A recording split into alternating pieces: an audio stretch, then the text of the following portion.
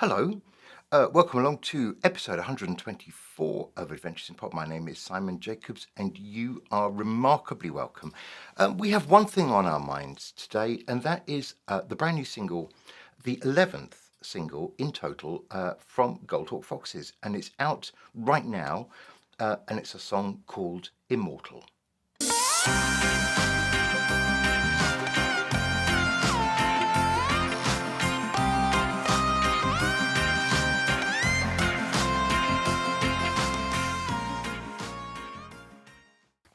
Immortal.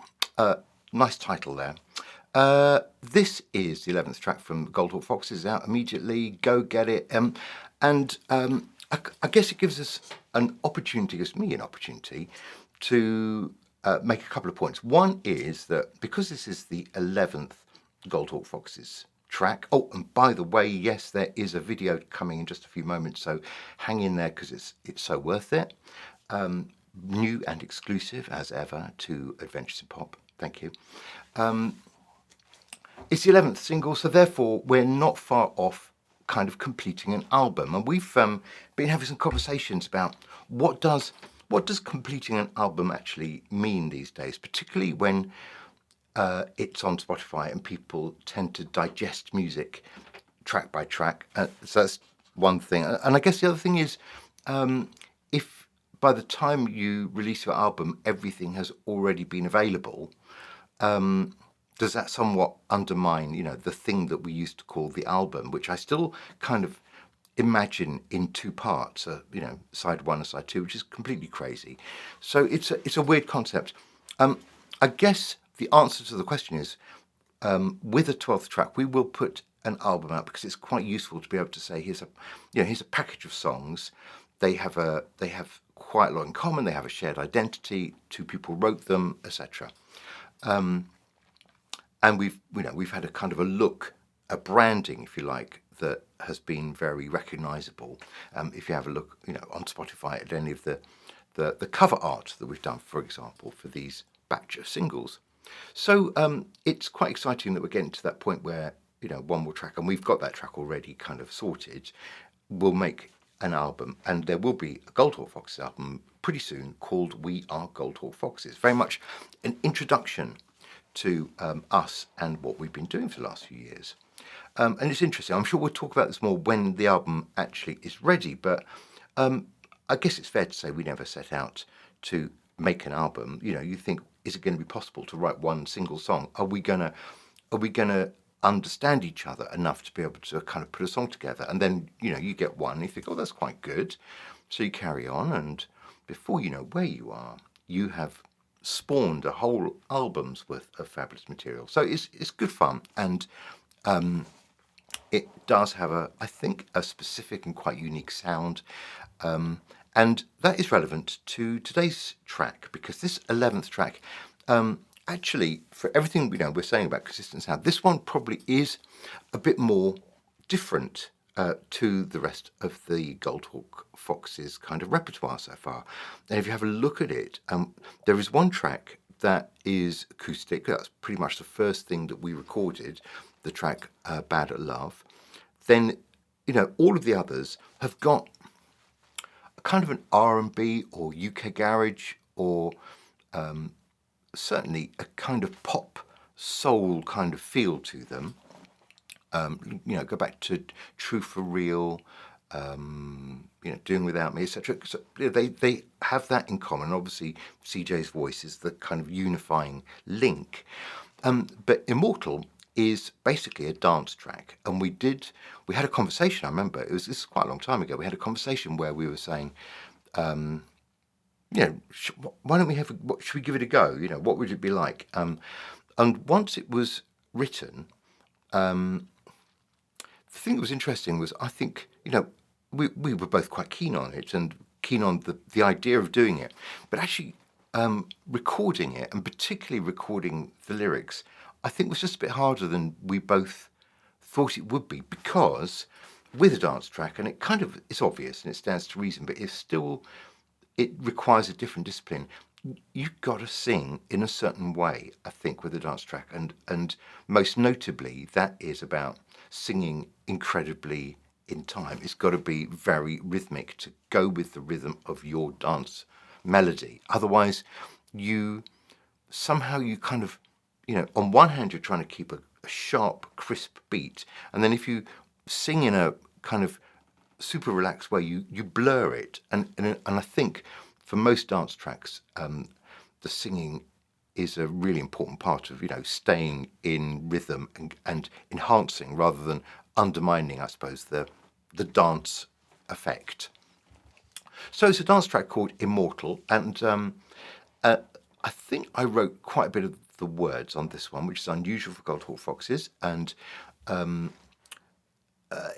basically, I think there were two things going on. One was I was thinking, here are a bunch of words that I could not sing because it's about being young. I know, no, I'm just being objective. I'm just hear the facts, right? But I thought it was quite interesting to give them to CJ to sing because I think he can get away with it. I mean, maybe he's not, he's not 18. I'm not going to say anymore. But he's got a better right to sing these lyrics than I have. Okay, so it's about the effect that music has on you to make you feel like you are going to live forever. That is essentially it. It's the euphoric sense that you can sometimes have in a nightclub where you're dancing in the middle of the floor and you think, I am going to live forever. It's obvious.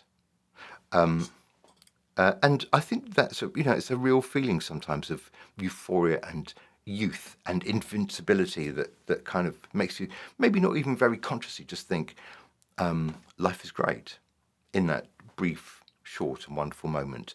So that's what the song is trying to capture. It's trying to say when I'm out on the dance floor, I forget everything else. I am immortal, and obviously we know that we're not immortal. So just let's make that declaration right now. So there we go. So when I was talking to CJ about this, what he remembers is that I pushed him quite hard, I think, in the vocal department to go back. We had to go back over it and get it right, get the rhythm right. But actually, in so doing, let me just say, I think maybe I did push him a little bit harder than usual, but only because I think it was slightly outside his kind of genre comfort zone. So it was. I would say, in my defence, Your Honour, it was worth it. And actually, in so doing, I think CJ's singing is really, really good. And I think we both thought at the end of, kind of completing this track that, the vocals were really complementary to, what we'd written. So look, that's a bit of the behind the curtain internal stuff of what was going on between the two of us, which was quite interesting. And, we start all these things. If we say to each other, well, let's try in the genre of this and see if we can do it, there's always a chance that you can't do it. And that would be not a problem either. It's about exploration and development. On this occasion, I think we were quite happy with the song and certainly very happy with the kind of the performance. And I would stand by all that. And in fact, this song got a little bit overlooked as we started releasing stuff. And then when we went back to it, I think we just thought, blimey, okay, you can't ignore that. So it's a bit of a dance floor stonker, I think, really. So let's see. It's up to you what you think, because as I've often said, and I have to remind myself when I get too opinionated, it doesn't really matter what I think, because once we release it, it's not mine anymore. It was never entirely mine to begin with. So it's much more important what you think. I'm always open to comments, feedback, and suggestions. So I'm going to leave you with the fabulous 11th single from Goldhawk Foxes. It is called Immortal. It is a bit of a dance floor filler. I hope you like the super duper video that's coming up just now, and have a fabulous weekend. Here is Immortal. You might think you know me, but you don't know me at all. You may like to follow, but you've got no reason to call. I get a strong sensation, the strangest feeling inside, busting hard to get loose. I got a rhythm that can't be denied. Right now I'm immortal.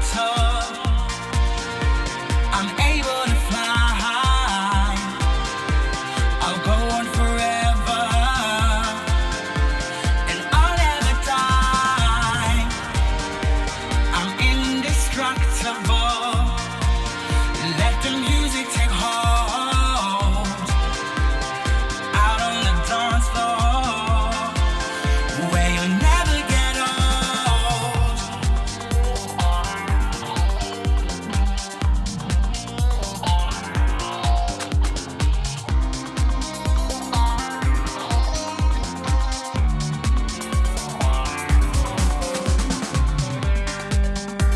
You might think it's easy,